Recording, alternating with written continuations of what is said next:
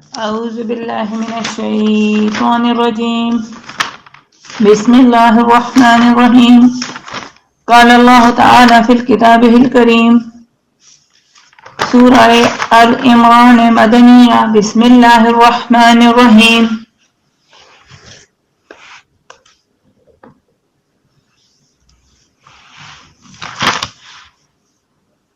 ما كان لبشر أن يؤتيه الله الكتاب والحكم والنبوة ثم يقول للناس كونوا عبادا لي من دون الله ولكن كونوا ربانيين بما كنتم تعلمون الكتاب وبما كنتم تدرسون ولا يأمركم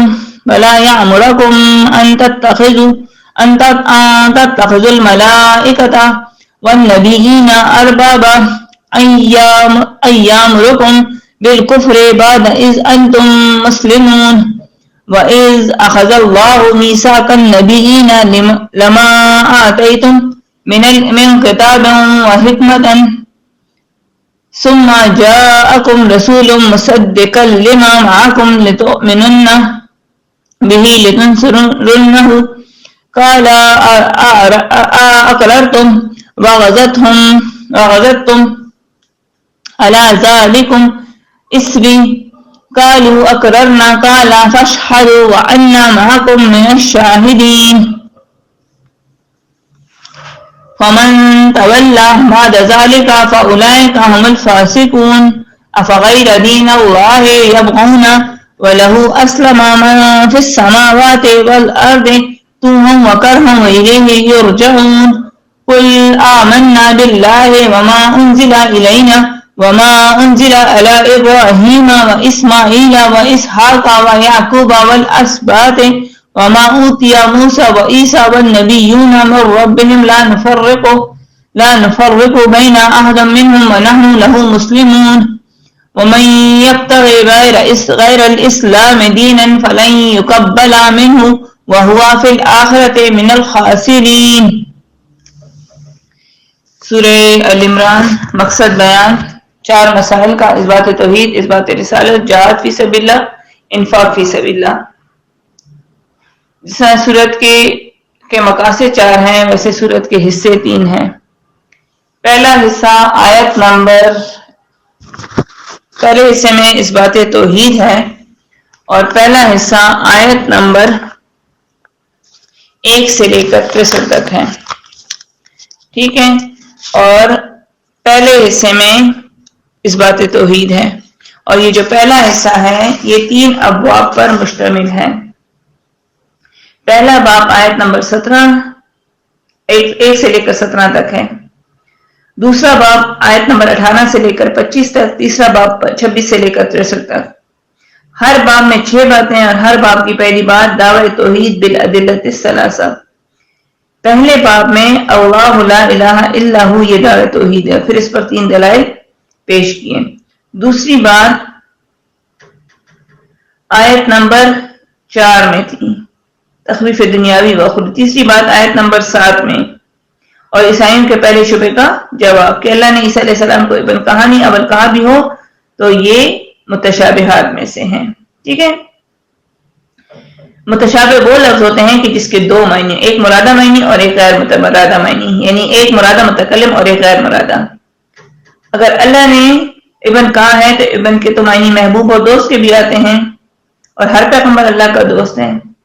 پھر چوتھی بات باب کی آیت نمبر 8 میں ہے تعلیم الدعا، تعلیم دینا لوگوں کو شبہات کے دور میں، شبہات کے وقت میں لوگ آپ کے دلوں میں جو شبہ ڈالیں گے اس وقت ایسے دعا کرو.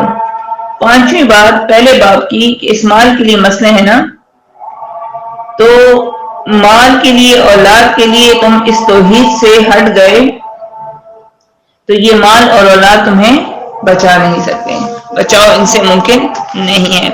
پھر چھٹی بات آیت نمبر 14 میں تزہیق من الدنیا ترغیب الآخرہ کہ دنیا کیا چیز ہے، چند دن اور پھر ختم ہو جائے گی.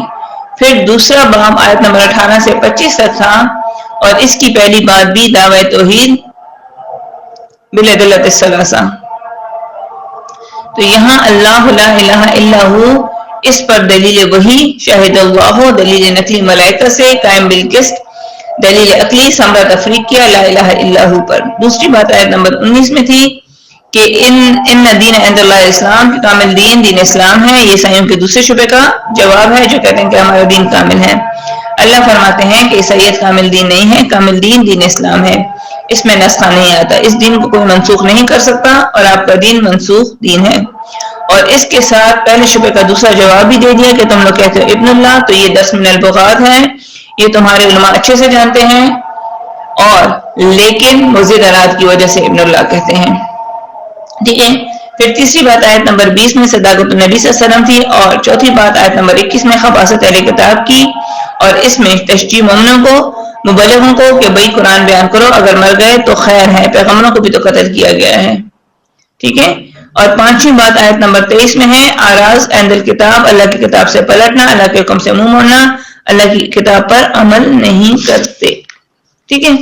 پھر چھٹی بات آیت نمبر 25 میں تخویف اخروی تھی، اور پھر آیت نمبر 26 سے 63 تک 63 تک تیسرا باب ہے، اور اس میں پہلی بات آیت نمبر 26 میں پہلی بات دعوت توحید بالادلۃ الثلاثہ، اور دعوت توحید قل اللہم مالک الملک سے، اور دلیل عقلی ہے اس میں۔ پھر آیت نمبر 27 میں دوسری بات، آیت نمبر 28 میں دوسری بات دلیل عقلی تھی، اور تیسری بات دوسری بات جو ہے آیت نمبر 28 میں تحدید مومنوں کو ہے، ٹھیک ہے۔ پہلی بات دعوت توحید بالادلۃ الثلاثہ تھا، پھر دلیل عقلی آیت نمبر 27 میں تھی، دوسری بات 28 آیت میں تحدید مومنوں کو کہ یہ مسئلہ نہیں مانا لا الہ الا اللہ کا، تو پھر جنہوں نے یہ مسئلہ نہیں مانا اس سے دوستی نہ کرو، کیونکہ تم اس سے دوستی نہ کرو کہ جو توحید کو نہیں مانتے، ٹھیک ہے۔ تیسری بات تخفیف اخروی ہے آیت نمبر 30 میں، اگر خلاف کرنے والوں سے دوستی کرتے ہو تو آخرت میں تمہیں پتہ چل جائے گا۔ چوتھی بات آیت نمبر 31 میں ہے تہذیب نبی پاک صلی اللہ علیہ وسلم کی اتباع کو تیزی کرو، اللہ نبی پاک صلی اللہ علیہ وسلم کی اتباع میں۔ اگر تم کہتے ہو کہ اللہ اور اس کے رسول سے محبت ہے تو اس کی سنت پر عمل کرو گے، صرف باتوں سے کام نہیں چلتا۔ پانچویں بات آیت نمبر 33 سے شروع ہے، تفصیلی جواب ہے عیسیٰ علیہ السلام کی ابدیت کا، شجرہ معلوم ہے عیسیٰ علیہ السلام کا، ان کی ماں کا، ان کے نانا کا، یہ ابن آدم ہے، ٹھیک ہے نا۔ اور پھر اس کے بعد چھٹی بات جو ہے دیکھیں اللہ رب العزت فرماتے ہیں، دیکھیں اب یہ جو دوسرا باب شروع ہے آیت نمبر 64 سے لے کر 101 تک، اس میں ہے اس بات رسالت اور 15 پلیتیاں یہود کی جو اصل میں اعتراضات ہیں نبی پاک صلی اللہ علیہ وسلم کی رسالت پر اور اس کے جوابات ہیں، ٹھیک ہے۔ تیسرا حصہ آیت نمبر 102 سے 200 تک ہے، اس حصے میں دونوں مسئلے بیان ہیں، جہاد فی سبیل اللہ اور انفاق فی سبیل اللہ۔ جہاد اور انفاق تب ہوتا ہے جب تنظیم بنتی ہے، اور اس میں پھر تنظیم کے اصول بیان ہے، تنظیم کا بیان ہے۔ لیکن جو دوسرا حصہ جس میں ہم لگے ہوئے ہیں، جو ہم نے شروع کیا ہوا ہے، اس میں یہود کی جو 15 پلیتیاں ہیں وہ جو ذکر ہیں، جو نبی پاک صلی اللہ علیہ وسلم کی رسالت پر 15 اعتراضات بھی کہلاتے ہیں۔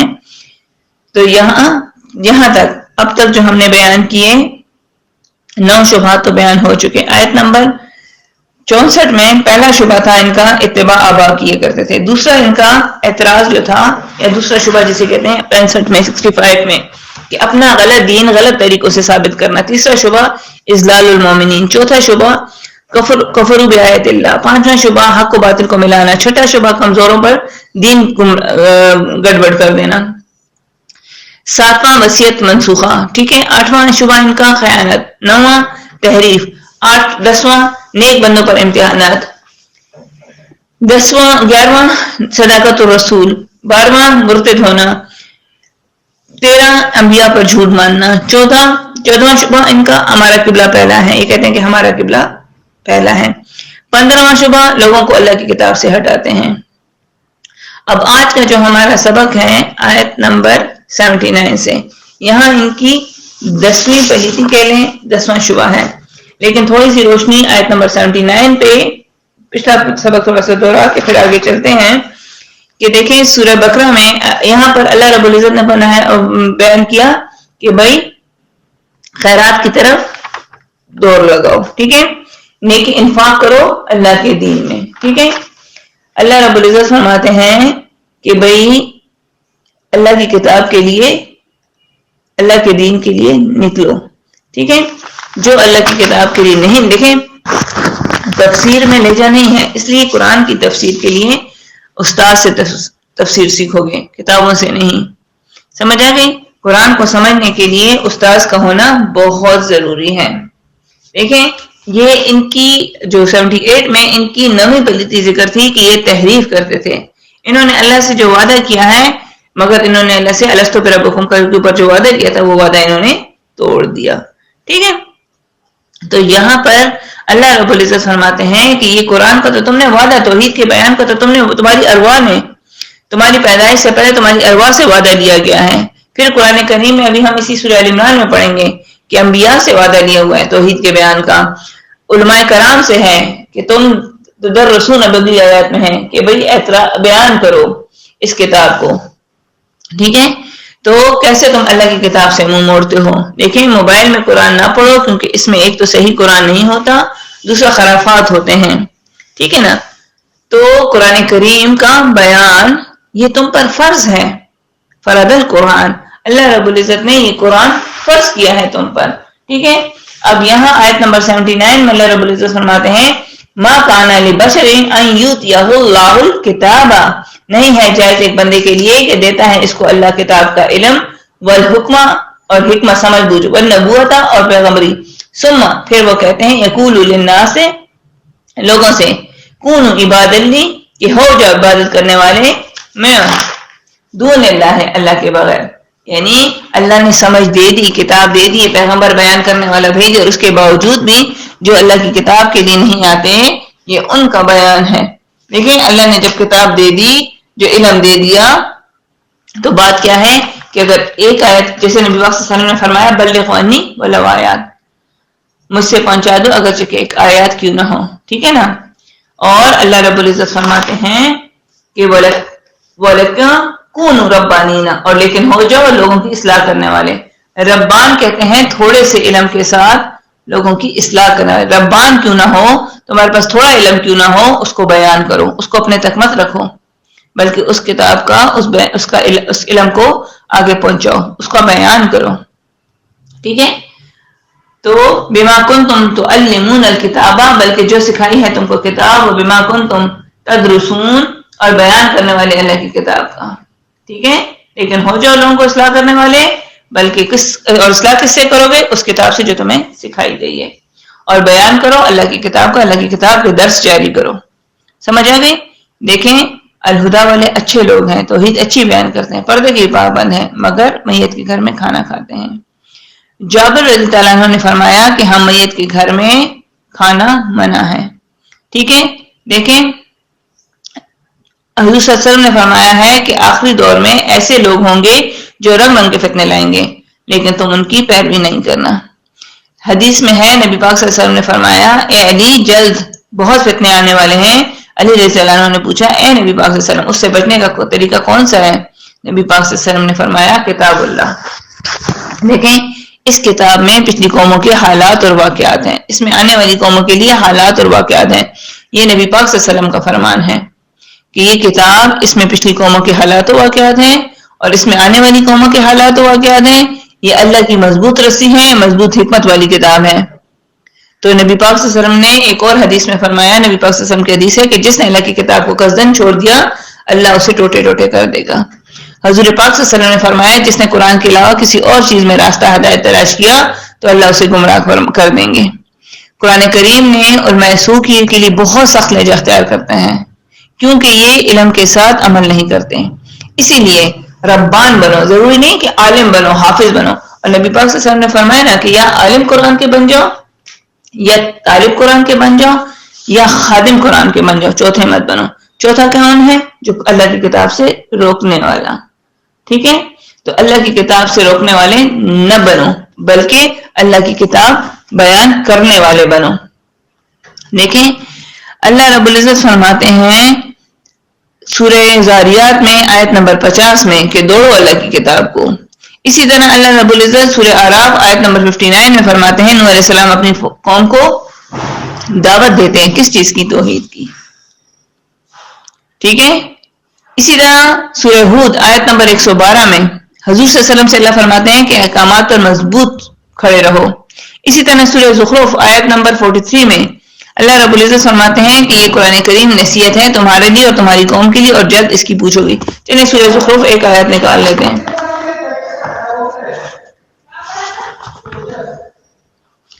سورہ زخرف آیت نمبر 43 پارہ ہے سورہ زخرف آیت نمبر 43 پارہ 25 ہے. دیکھیں اللہ رب العزت فرماتے ہیں وَأَنَّهُ لِذِكْرٌ لَكَ وَلِقَوْمِكَ وَسَوْفَ تُسْأَلُونَ، اور یہ قرآن کریم نصیحت ہے لکا تمہارے لیے، وَلِقَوْمِكَ اور تمہاری قوم کے لیے، وَسَوْفَ تُسْأَلُونَ اور جلد تم سے اس کی پوچھ ہوگی. ٹھیک ہے، جو خود کو وارث کہتے ہیں، دین کے وارث کہتے ہیں، تو وارث کا کام کیا ہے؟ ٹھیک ہے، وارث قرآن کا قرآن بیان کرتے ہیں. آپ قرآن بیان کرو، قرآن یہی سیدھا راستہ. دیکھیں جو خود کو وارث کہتا ہے تو پھر اللہ رب العزت فرماتے ہیں تم قرآن بیان کرو، تم سیدھے راستے پر ہو. جب تم قرآن کا بیان کرو گے تو یہ لوگ ضرور تم پر الزام لگائیں گے، جیسے کہ پیغمبروں کو لوگوں نے نہیں چھوڑا، صحابہ کو نہیں چھوڑا، تو تمہیں کیوں چھوڑیں گے؟ ٹھیک ہے، تو اگر اس پر دل تمہارا خفا ہوتا ہے تو اس پہ دل غمجن نہ کرو، اپنے آپ کو دل چھوٹا مت کرو. اسی طرح اللہ رب العزت نے تمام پیغمبروں کو توحید کی تمام پیغمبروں سے توحید کا وعدہ لیا ہے کہ توحید کو بیان کرو گے، اور تمام پیغمبروں نے آ کر بیان کس کا کیا؟ توحید کا. دیکھیں اسی سورہ ال عمران آیت نمبر 51 میں ذرا دیکھ لیں، اللہ رب العزت فرماتے ہیں عیسیٰ علیہ السلام نے بھی تو توحید کے لیے آواز اٹھائی تھی نا. کیا کہا تھا؟ ان اللہ ربی و ربکم، یقیناً اللہ ہی رب ہے میرا اور تمہارا، فاعبدو بس اسی کی عبادت کرو، ھذا صراط المستقیم یہی سیدھا راستہ ہے، یہ توحید سیدھا راستہ ہے. دیکھیں پیغمبر قوم کی اصلاح کو آئے ہیں، اب پیغمبر کے وارث جو علماء کا مقام ہے وہ ان کا کام بھی کیا ہے؟ اصلاح قوم کی. العلماء ورثۃ